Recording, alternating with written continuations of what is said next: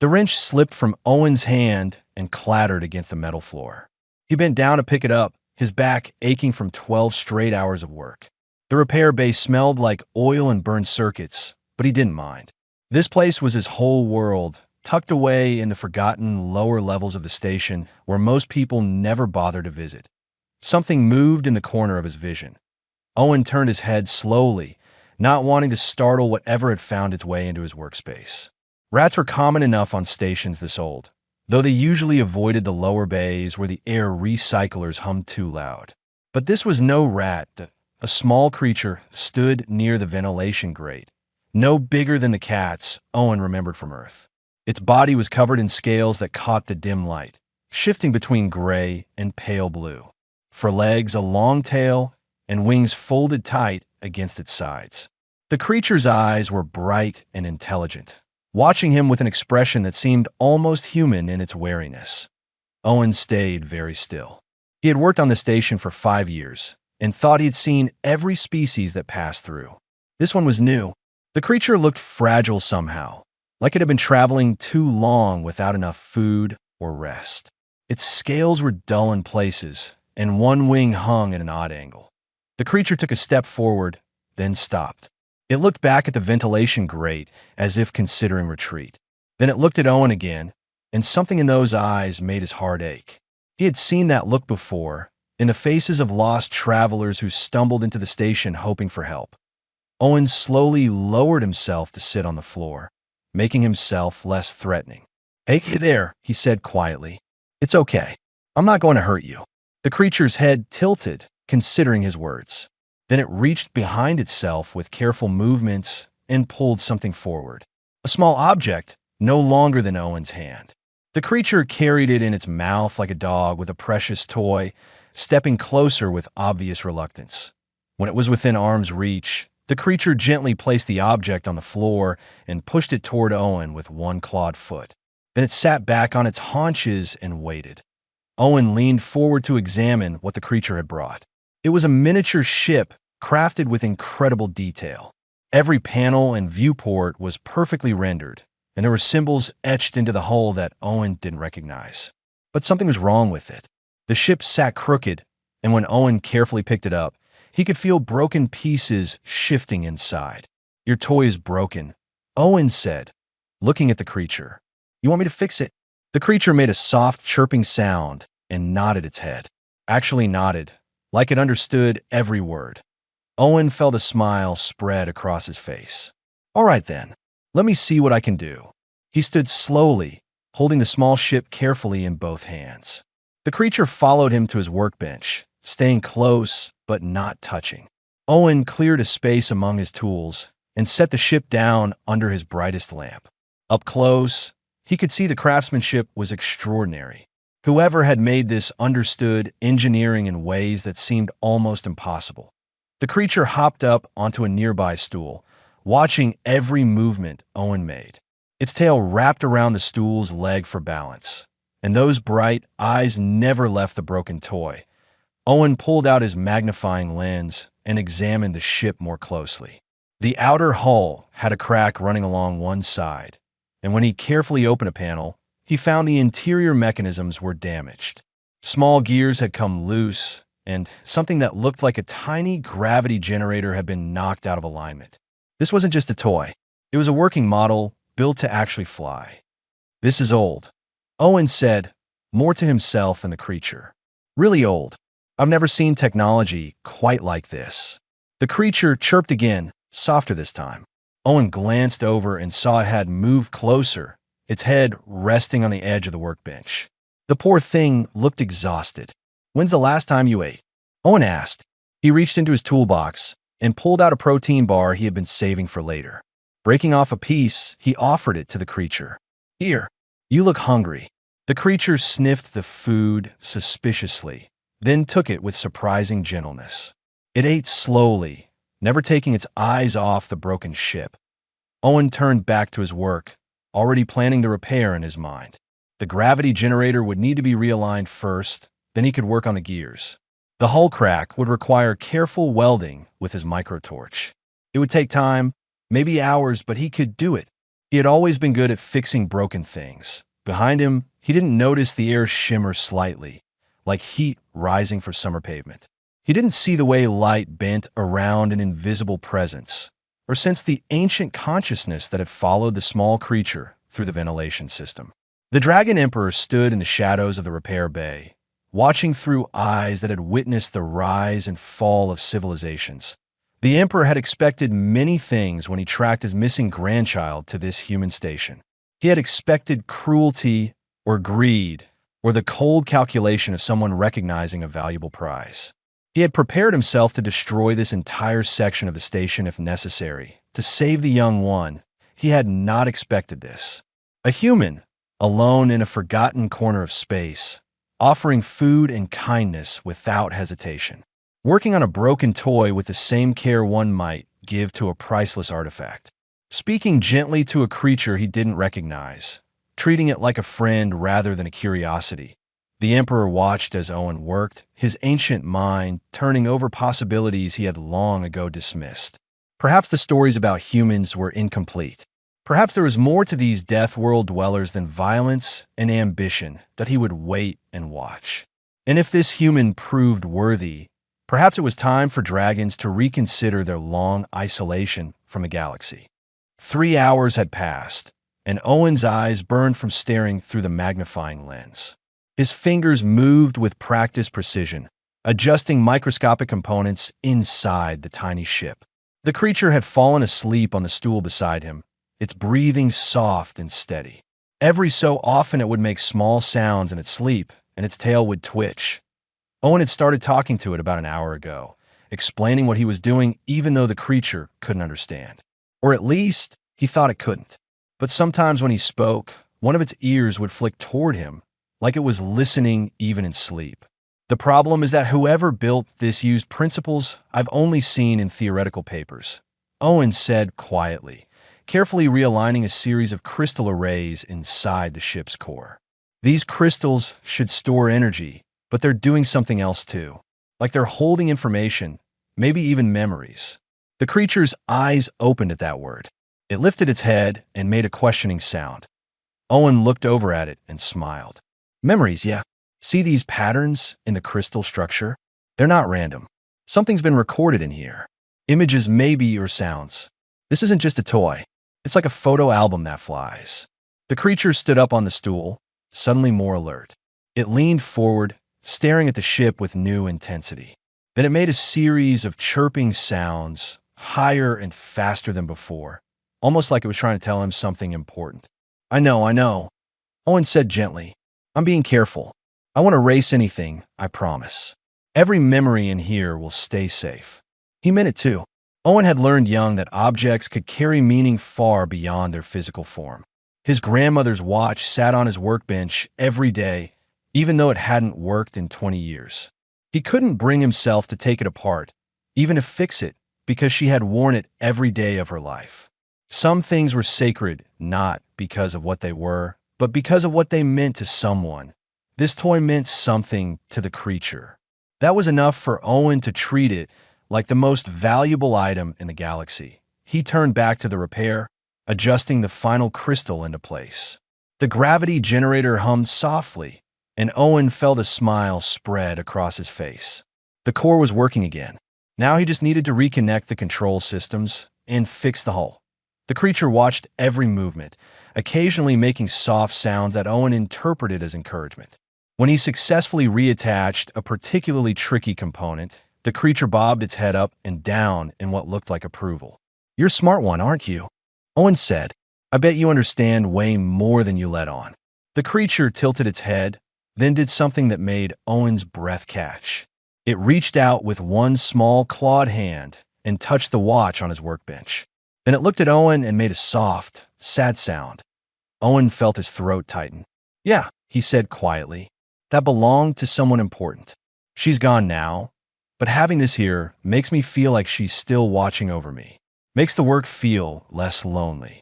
The creature nodded slowly, then turned its attention back to its own broken treasure. It touched the ship gently with one claw, the gesture full of the same kind of longing Owen felt when he looked at the watch.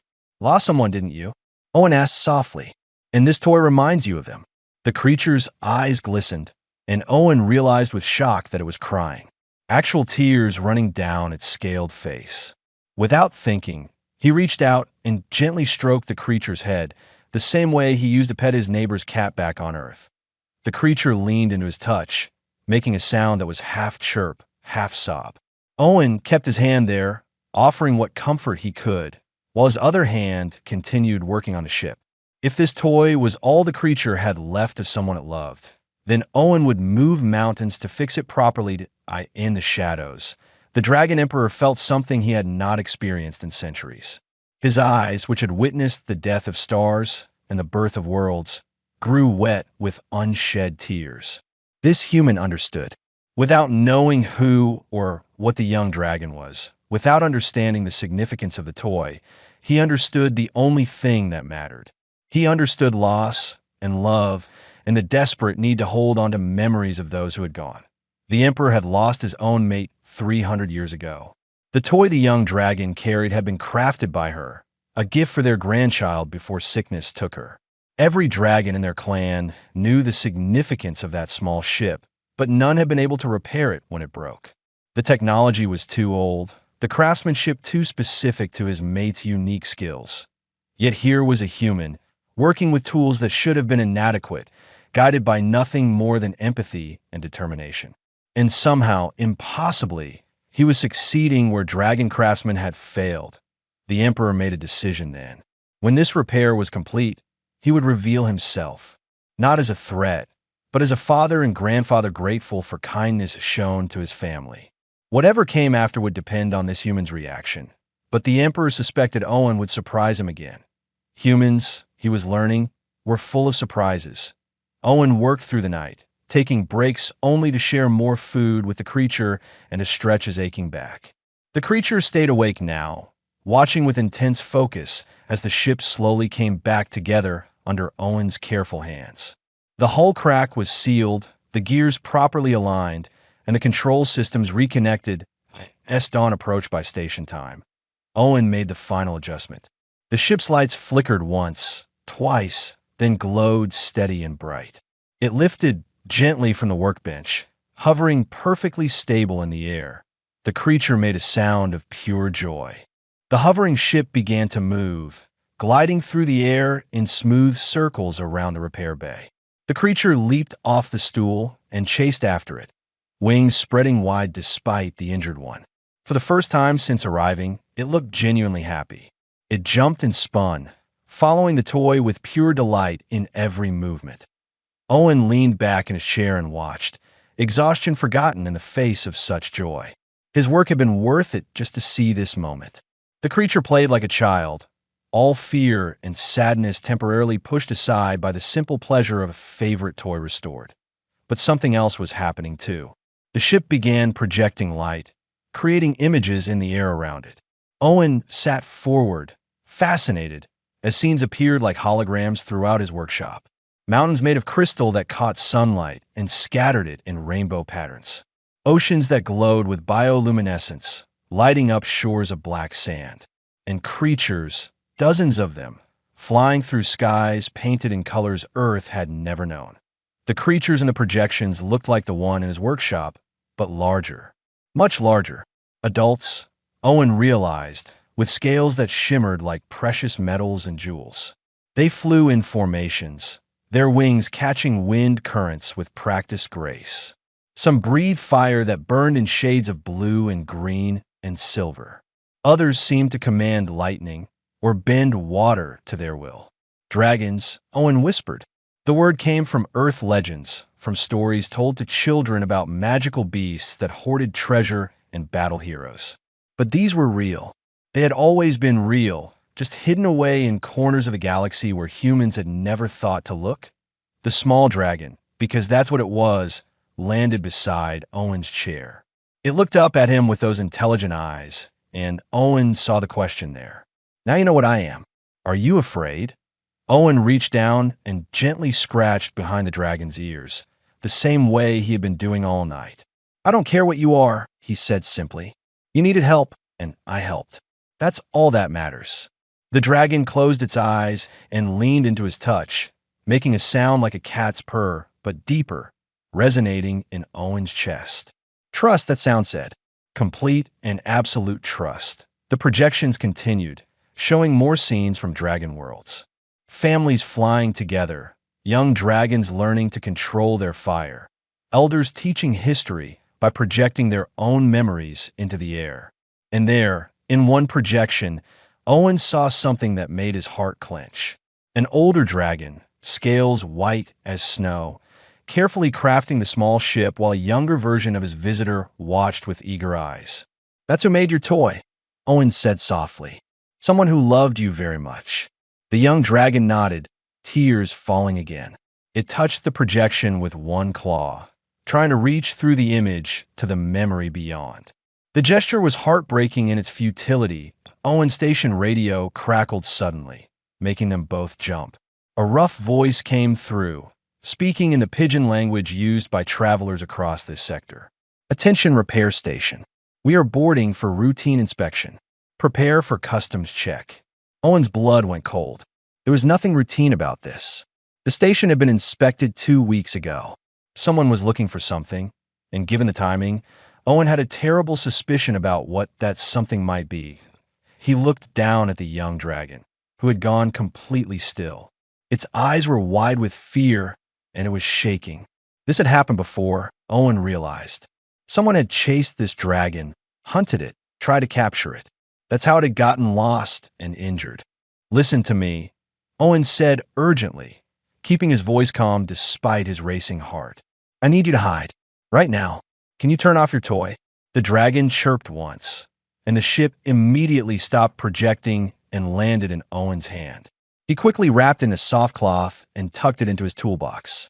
Then he picked up the dragon, feeling how light it was, how fragile despite those scales and claws. "There's a shielded compartment under my workbench," Owen said, carrying the dragon across the room. "I use it to protect sensitive equipment from electromagnetic interference. It should hide your heat signature too. Get in there and don't make a sound, no matter what you hear. I'll get rid of them." The dragon looked at him with wide, frightened eyes. It made a questioning sound, clearly asking why Owen would risk himself for a stranger. "Because you're not a stranger anymore," Owen said simply. "You're my friend, and I don't let anyone hurt my friends." He opened the compartment, a space barely big enough for the small dragon to curl up inside. The dragon hesitated for just a moment, then touched its nose to Owen's hand in a gesture of gratitude before climbing inside. Owen closed the panel and made sure it was properly sealed and locked. Footsteps echoed in the corridor outside, heavy boots on metal decking. Owen took a deep breath, wiped his sweaty palms on his work pants, and turned to face his workbench. He picked up a random piece of machinery and a welding torch, tried to look busy and unconcerned. The bay door opened with a hiss of hydraulics. 3 figures entered, all wearing mismatched armor that spoke of mercenary work rather than official business. The leader was a Krovan, a species known for their tracking abilities and their lack of moral scruples. The other 2 were human, which somehow made Owen angrier. His own species, hunting a helpless creature for profit. "Working late?" the Krovan said, its voice like gravel scraping against metal. "Or early? Hard to tell in space. Lot of work to do," Owen replied, keeping his tone neutral. "Can I help you with something?" The Krovan's eyes scanned the workshop, lingering on the tools, the parts scattered across surfaces, the various equipment Owen used in his daily work. "We are looking for something valuable. Small creature, reptilian features. You see anything like that?" Owen shook his head. "Just me down here. Don't get many visitors in the lower bays. Most people think the walk isn't worth it." One of the humans stepped forward, hand resting on the weapon at his belt. "We have scanners that detected unusual life signs in this section. Very unusual. Worth a lot of money to the right buyers." "Life signs?" Owen gestured around the bay. "You're in the middle of a space station with thousands of residents. Probably picking up rats in the ventilation system. They're everywhere down here." The Krovan moved closer, and Owen forced himself not to step back. The creature was taller than him by a foot, with muscles built for violence and eyes that had seen too much death. "Maybe we should search. Make sure you're not hiding anything." This was the moment. Owen could let them search, hope they didn't find the dragon, or he could refuse and face whatever consequences came. He thought about the trust in those young dragon eyes, about the joy on its face when the toy flew again, about the way it had touched his grandmother's watch with such understanding. "No," Owen said firmly. "You can't search my workspace without proper authorization. Station Law, Section 47. This bay is private property, and you're trespassing." The human mercenaries exchanged glances, clearly surprised by his resistance. The Krovan leaned in closer, trying to intimidate. "You want to die for station law?" Owen met its eyes without flinching. "I want you to leave my workshop. Now, before I report this harassment to station security." For a long moment, nobody moved. Then the Krovan smiled, showing too many teeth. "We will be watching you, human. If you are hiding something, we will find out." They left, but Owen knew they would be back. He had just made himself a target, and he had no idea how to protect himself or the dragon for what was coming. Owen waited until the footsteps faded completely before releasing the breath he had been holding. His hands were shaking now, adrenaline making his fingers tremble as he moved to unlock the compartment. The young dragon emerged slowly, looking up at him with something like awe. "They're gone for now," Owen said, trying to sound more confident than he felt. "But they'll be watching the bay. We need to figure out how to get you home safely." The dragon chirped softly and pressed against Owen's leg. It understood the danger he had just put himself in, understood that he had chosen protection over safety. The gesture made Owen's chest tight with emotion he couldn't quite name. He sat down on the floor, suddenly exhausted. The dragon climbed into his lap, curling up like it belonged there. Owen stroked its scales absently, his mind racing through possibilities. He could try to sneak the dragon off the station, but the Krovan scanners would detect it. He could call station security, but that would mean revealing what he was protecting, and word would spread. Dragons were legend, myth made real. Every treasure hunter and collector in the sector would descend on this station. "I don't suppose you can tell me where your family is?" Owen asked quietly. The dragon looked up at him and made a series of sounds, frustrated and sad. It wanted to communicate, but the gap between their species was too wide. Or was it? Owen thought about the projections from the toy, about the way the dragon seemed to understand everything he said, even if it couldn't respond in human words that in the shadows beyond Owen's sight. The Dragon Emperor wrestled with his own decision. He had watched the mercenaries threaten this human, had watched Owen stand firm despite obvious fear. The Emperor could have intervened, could have revealed himself, and eliminated the threat with a thought. Dragon fire could turn these petty hunters to ash before they knew what was happening. But he had held back, curious to see what Owen would do. And the human had exceeded every expectation. He had lied without hesitation, had faced down armed mercenaries, had refused to betray the trust of a creature he barely knew. This was not the behavior of a death world predator acting on instinct. This was choice, conscious and moral, made with full awareness of the cost. The Emperor had seen enough. He allowed his presence to become visible, letting light bend around his form until he stood revealed in the corner of the workshop. He kept his size manageable, not wanting to destroy Owen's workspace, but even reduced he was massive. His scales were black as the void between stars, traced with lines of silver that pulsed with ancient power. His eyes held galaxies, civilizations rising and falling in their depths. Owen scrambled backward, the young dragon tumbling from his lap. For a moment, there was only shock, the absolute terror of a human confronting something beyond comprehension. Then Owen's eyes found the young dragon, saw how it ran to the Emperor with joyful chirps, saw how the massive creature lowered its head to nuzzle the small one with infinite gentleness. "Your family," Owen said, his voice barely a whisper. "You're the one it's been trying to get back to."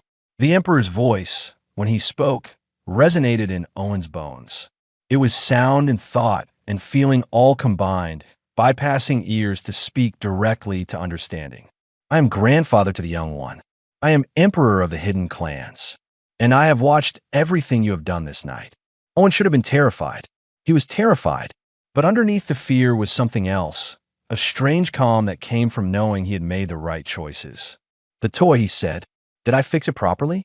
I try to preserve all the memories in the crystals. The Emperor's laugh was like distant thunder, warm and surprised.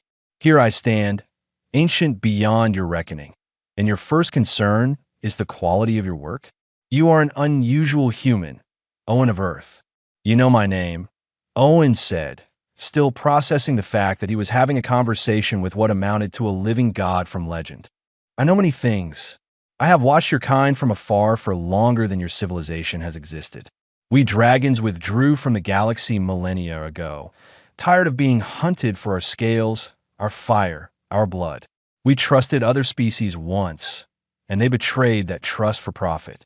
So we hid, and we watched, and we waited. The young dragon chirped urgently, tugging at the Emperor's leg. The Emperor nodded, a gesture that transcended species. Yes, small one. I know. This human is different. Different how? Owen asked, finding his courage slowly returning. If the Emperor wanted him dead, he would already be dead. The fact that they were talking meant something. You saw my grandchild not as a prize to be captured, but as a person to be helped. You repaired a broken toy with the same care you would show to sacred treasure. You faced danger rather than betray trust freely given. These are not the actions we have come to expect from the younger species of this galaxy. Owen thought about that. Maybe you've been watching the wrong humans. The Emperor's eyes, vast and deep, focused on Owen with new intensity. Perhaps, or perhaps we've been waiting for the right moment, the right bridge between our kinds. Tell me, Owen of Earth, what would you do if I offered you a choice? What kind of choice? My grandchild escaped our hidden worlds out of youthful curiosity. The toy broke during the journey, and the young one became lost trying to find help. You were the first being to show kindness rather than greed. For that, you have earned a reward. I could offer you treasure beyond imagining. Technology that would make you rich beyond measure. Knowledge that would advance your species 1,000 years in a single generation. Name your price for the service you have rendered. Owen looked down at the young dragon, who was watching him with those trusting eyes. He thought about his grandmother's watch, about the protein bar shared without hesitation, about the simple joy of fixing something broken and making someone happy. I don't want payment, Owen said finally. The little one needed help. That's all that mattered. Seeing it happy when the toy flew again, that was worth more than any treasure. The Emperor was silent for a long moment. When he spoke again, his voice was softer, tinged with something that might have been emotion. You continue to surprise me. Very well. But the offer I make now is not payment. It is invitation.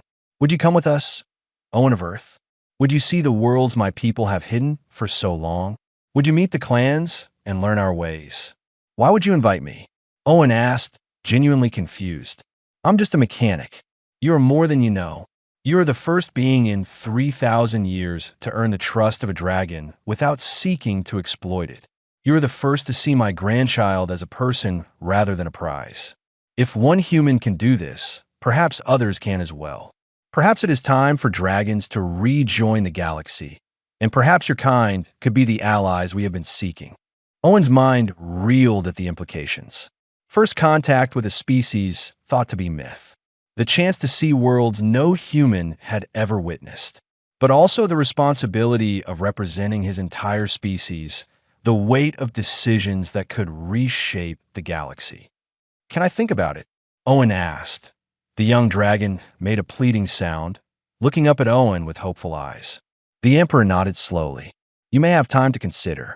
But know this, Owen of Earth. Those hunters will return, and next time they will bring better scanners, more weapons.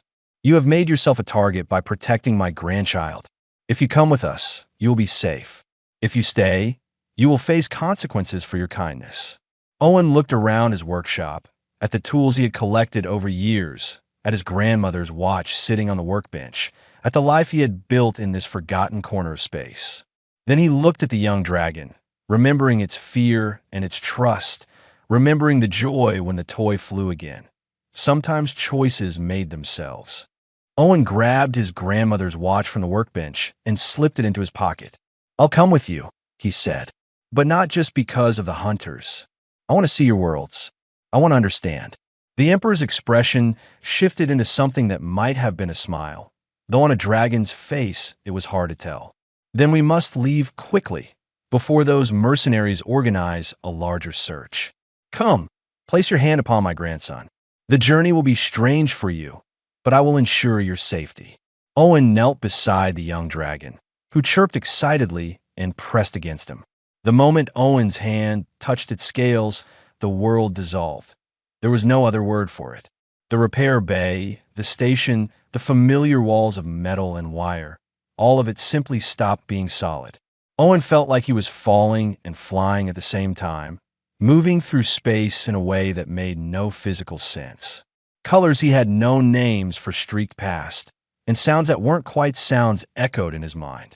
Through it all, he felt the young dragon's presence, steady and warm, anchoring him to something real. Then, just as suddenly, the world became solid again. Owen stumbled, catching himself on what felt like stone. His eyes struggled to adjust, and when they did, he forgot how to breathe. He stood on a platform of crystal that jutted out from a cliff face.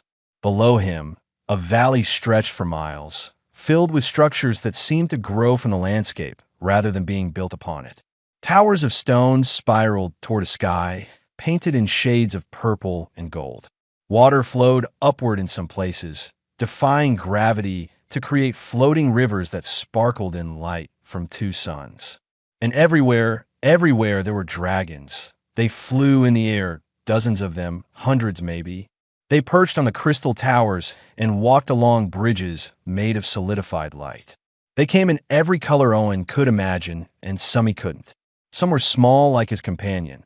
Others were massive, larger than the transport ships Owen had serviced on the station. They moved with grace and power, completely at home in this impossible place.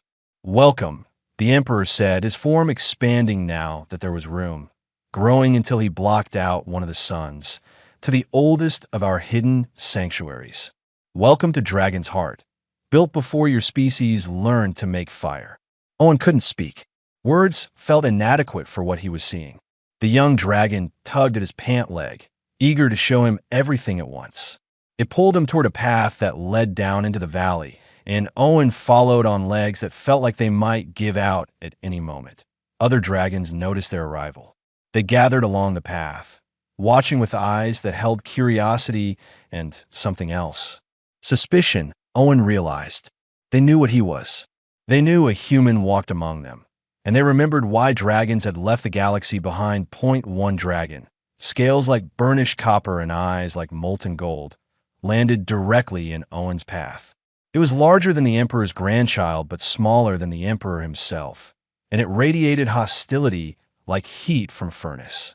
"You bring a human here," it said, its voice sharp with disbelief. "Have you forgotten what they did to the colonies on Ferris Prime? Have you forgotten the hunting fleets?" The Emperor moved between Owen and the angry dragon with surprising speed.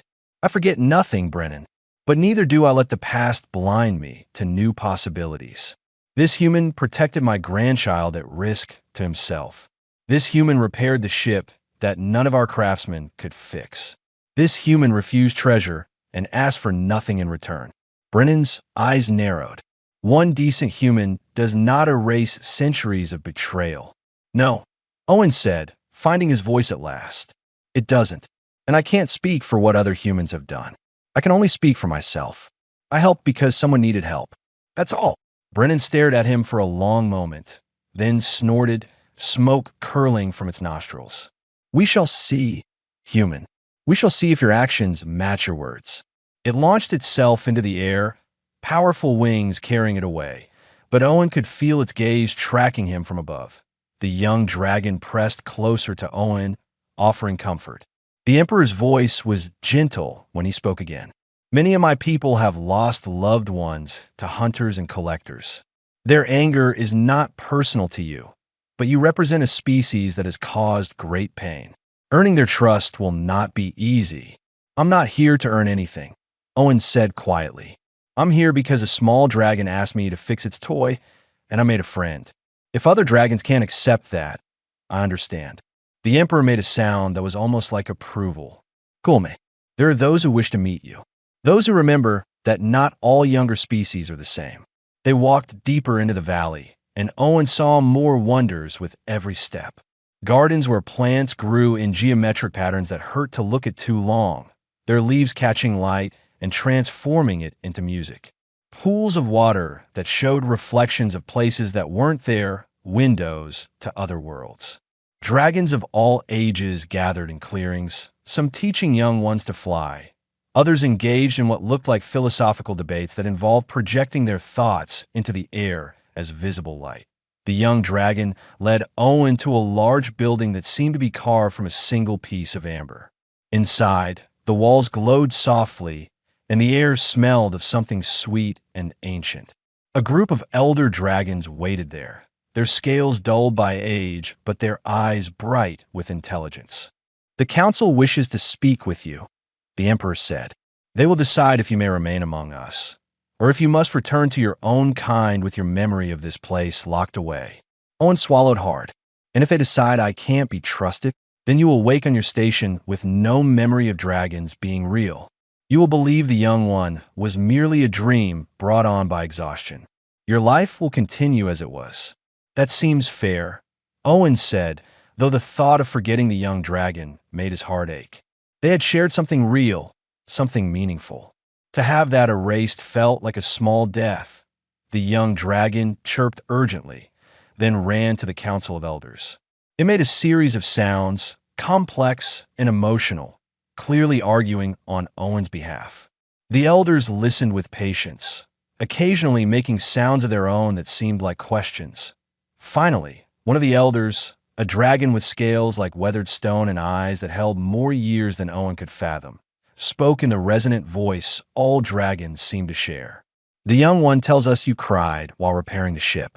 Is this true?" Owen blinked, surprised by the question. "I don't remember crying." "You did," the elder said, "when you saw the memories stored in the crystals. When you realized the ship was crafted by someone who had passed beyond. You shed tears for a loss that was not your own." "Why?" Owen thought about his answer carefully. "Because loss is universal. It doesn't matter what species you are. When you love someone and they're gone, it hurts. I could see how much the toy meant to the little one. I could see the love that went into making it. That kind of thing transcends language or form. It's just love. And when love is gone, it leaves a hole that never quite fills." The elders were silent for a long time. Then, slowly, they nodded to each other, some unspoken agreement passing between them. "You may stay," the eldest said finally. "Not as a guest, but as one who sees. You will learn our ways. You will meet our people.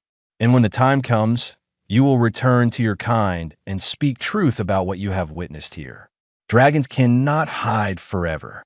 Perhaps it is time to find allies rather than remain isolated. Perhaps humans like you are the bridge we have been waiting for." The young dragon launched itself at Owen, nearly knocking him over in its enthusiasm. Owen caught it, laughing despite the weight of what had just happened. He had just been made an ambassador without being asked, given a responsibility that could change the course of human-dragon relations for generations. But when he looked into the young dragon's happy eyes, he knew he had made the right choice. 6 weeks passed in the dragon's heart, and Owen learned more than he thought possible. The young dragon, whose name translated roughly to Skyfire in human language, became his constant companion and teacher.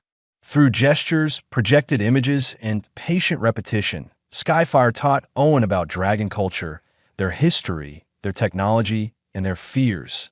Dragons were not immortal, though they lived far longer than humans. They could be killed, their eggs destroyed, their young stolen. 3,000 years ago, they had tried to live openly among the galactic community. They had shared their technology, their art, their philosophy. In return, they had been hunted nearly to extinction by species who saw them only as resources to be harvested. They had withdrawn, using ancient technology to hide their world from scanners and sensors. They had raised barriers between themselves and the rest of the galaxy. They had survived by becoming myth, legend, safely tucked away in children's stories where real hunters couldn't reach them. But isolation had its own cost. Dragon culture had stagnated. Without new ideas, new perspectives, their society had become rigid and backward-looking. The young ones like Skyfire grew restless, dreaming of stars they would never see. Owen understood that restlessness. He had felt it himself growing up on overcrowded Earth, staring at the sky and dreaming of space. That shared yearning created a bond deeper than species. He met hundreds of dragons during his stay. Some, like Brennan, remained suspicious and cold. Others opened to him slowly, testing his sincerity with questions and challenges. A few, mainly the younger dragons, embraced him with enthusiasm, fascinated by stories of human worlds and culture. Owen told them everything. About Earth's struggles with overpopulation and resources. About humanity's drive to explore, to push boundaries, to never accept limits. About the darkness in human history, the wars and genocides and terrible choices. He didn't try to paint his species as perfect. That would have been a lie, and dragons could sense lies like humans could sense smoke. We're flawed, Owen said one evening, sitting with a group of young dragons around a fire that burned without fuel. We make mistakes. We hurt each other, but we also protect each other. We build and create. We reach out even when we're afraid. Maybe that's what you need. Not a perfect species to ally with, but one that understands failure and keeps trying anyway. One of the young dragons, scales like twilight sky, spoke up. Your species comes from a death world. You evolved surrounded by danger. Why would we trust those instincts? Because those instincts made us survivors, not just predators, Owen replied. Yes, Earth is harsh. Everything that wants to kill you. But humans learned to cooperate, to protect the weak, to share resources. We had to, or we would have gone extinct. The same instincts that helped us survive on Earth make us good at protecting others. The Emperor, who often sat in on these discussions, made a sound of agreement. I have watched your species for centuries, Owen of Earth. I have seen your wars, yes, but I have also seen your hospitals, your schools, your art and music. I have seen humans die protecting strangers. I've seen them work together to solve impossible problems. You're not perfect, but you're not hopeless either. As the weeks passed, Owen worked with dragon craftsmen, sharing human engineering techniques and learning dragon principles in return. He found that both species approached problems differently, and the combination of perspectives led to insights neither could have achieved alone. They developed new alloys, improved energy systems, and created devices that bridged the gap between dragon magic and human science. Magic, Owen learned, wasn't supernatural. It was just technology so advanced it seemed like magic to less developed species. Dragons had mastered quantum manipulation, dimensional folding, and energy states that human physics barely theorized about. But they had stagnated in practical applications, focused on preservation rather than innovation. Humans, in contrast, were constantly innovating, constantly pushing boundaries, even when they shouldn't. It made them dangerous, but also made them valuable as partners. The time came, as Owen knew it would, when he had to leave. The council called him before them one final time, and the elders looked at him with expressions he had learned to read, as respect. You have lived among us, the eldest said. You have learned our ways and taught us yours. You have proven that at least one human can be trusted with our secrets. Now comes the hard part. You must return to your people and be our voice. Owen nodded, his throat tight. Saying goodbye to Skyfire would be one of the hardest things he had ever done. The young dragon had become like family. We are not asking you to reveal our location, the Emperor said. We are not ready for the entire galaxy to know where we hide. But we want humanity to know we exist. We want to open a dialogue. And if your people prove worthy, if they show the same respect you have shown, then perhaps we can build towards something greater. What if they don't? Owen asked. What if they react with fear or greed? Then we will remain hidden, and you will have tried. We ask no more than that. The Emperor gave Owen a gift before he left. A small communication device, disguised as a decorative pin, that would let him contact the dragon worlds if needed. Use this wisely, the Emperor said. Use it only when the time is right. You will know when that is. Skyfire gave him the repaired toy ship, pressing it into his hands with obvious reluctance. So you remember, the young dragon said in halting human words it had been practicing for weeks. So you not forget, friend? Owen hugged the dragon, not caring that its scales were hard and sharp against his skin. I could never forget you. You changed my entire life. The journey back was easier than the journey there, or maybe Owen was just getting used to impossible things. He materialized in his workshop exactly as he had left it, though weeks had passed in the dragon realm. Time moved differently there, the Emperor had explained. Only hours had passed on the station. The workshop felt empty and quiet after the vibrant chaos of Dragon's Heart. Owen stood in the silence, holding the tiny ship, and felt the weight of what he had been asked to do. How did you tell humanity that dragons were real? How did you convince them to approach with respect rather than greed? He sat at his workbench and placed the toy ship carefully beside his grandmother's watch.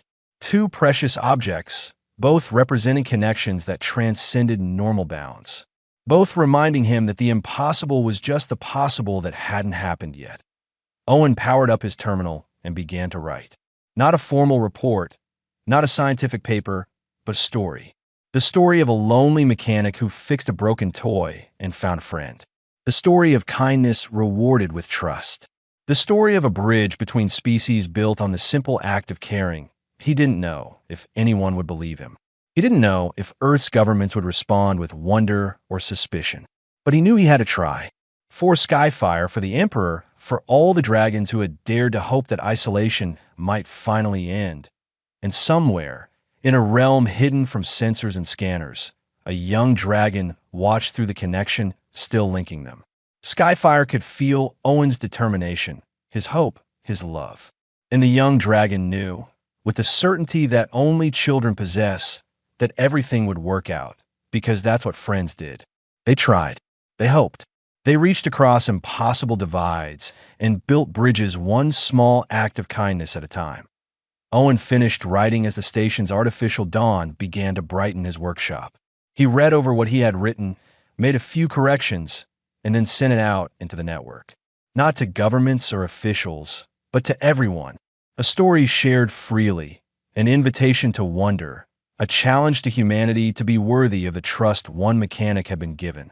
The toy ship on his workbench began to glow softly, and Owen smiled. Skyfire was saying good night across the distance between worlds. Owen touched the ship gently and whispered, "Good night, friend. Thank you for trusting me." In the end, that's what all came down to. Trust, given freely, earned through action, maintained through respect. If humanity could learn that lesson, if they could approach dragons the way Owen had approached Skyfire, then maybe the galaxy had hope after all. Maybe bridges could be built. Maybe ancient wounds could heal. Maybe friendship really was stronger than fear. Owen believed it was. And sometimes belief was enough to change everything.